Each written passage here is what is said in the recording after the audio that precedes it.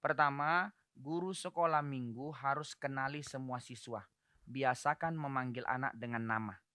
Anak nakal cari perhatian. Jika dari awal kita sudah merangkul dia dengan membuat dia tahu bahwa kita peduli kepada dia, itu meminimalisir kenakalan anak. Yang menjadi masalah, setiap kali datang langsung harus pokoknya kamu diam, kamu nyanyi, kamu ini. Agenda kita yang kita masukkan, anak akan rebel. Tapi kalau dia tahu, dia datang, kita welcome bahwa anak itu diperhatikan, itu akan meredam. Dan dia disambut dengan nama, itu akan meredam. Kedua, di kelas tidak boleh hanya satu guru. Nah ini memang PR besar. Harus ada pendamping. Kalau sampai batas wajar melewati batas wajar, anak yang nakal dipanggil oleh guru pendamping untuk duduk di samping guru pendamping. Itu caranya. Ketiga, anak itu sebab selain dari craft sebelum belajar, sebelum mulai kelas, katakanlah orang tua, nah itu misalnya ibadah di sini jam 9.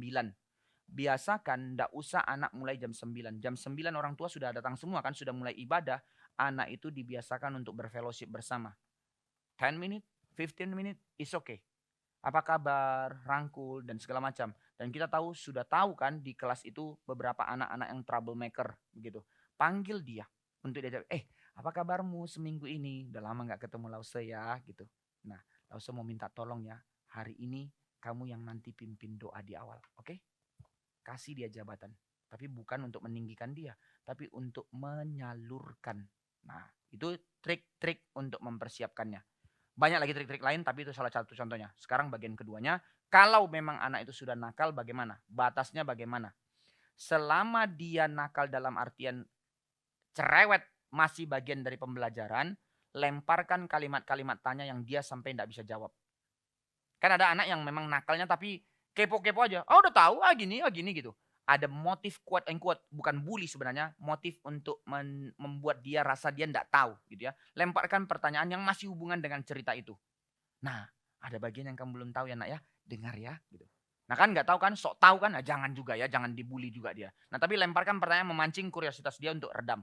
Tapi kalau anak itu nakal yang benar-benar nakal, ini nakal ya, bukan kebutuhan khusus. Bedakan. Kalau dia benar-benar nakal karena memang dia nakal, mostly karena itu tadi, banyak masalah di rumah dan segala macam. Kalau memang harus hardik, pastikan hardik. Kamu bisa diam nggak? Bapak sedih lihat kamu jadi kayak gini. Jangan bilang Bapak benci kamu kayak gini. Enggak. Bapak sedih.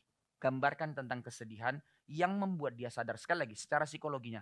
Dia tahu ini orang mengasihi saya, peduli saya. Kalau memang nggak bisa, oke, Bapak harus hukum kamu. Kamu berdiri di belakang, kamu nggak boleh duduk. Nggak apa-apa. Berdiri. No fisik. Berdiri di belakang, dengar firman. Kalau sampai juga dia rebel, something wrong dengan masalah, guru pendamping yang rangkul. Ajak bicara. Itu.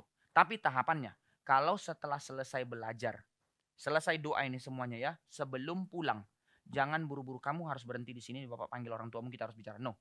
Panggil dia, bolehkah Bapak ajak kamu atau Ibu berdoa sama kamu? Ibu mau berdoa sama kamu sekarang.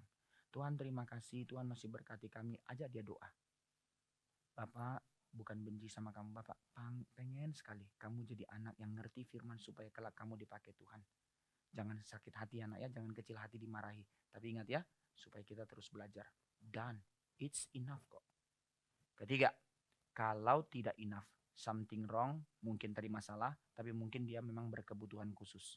Orang tua harus rendah hati untuk kasih tahu anaknya berkebutuhan khusus.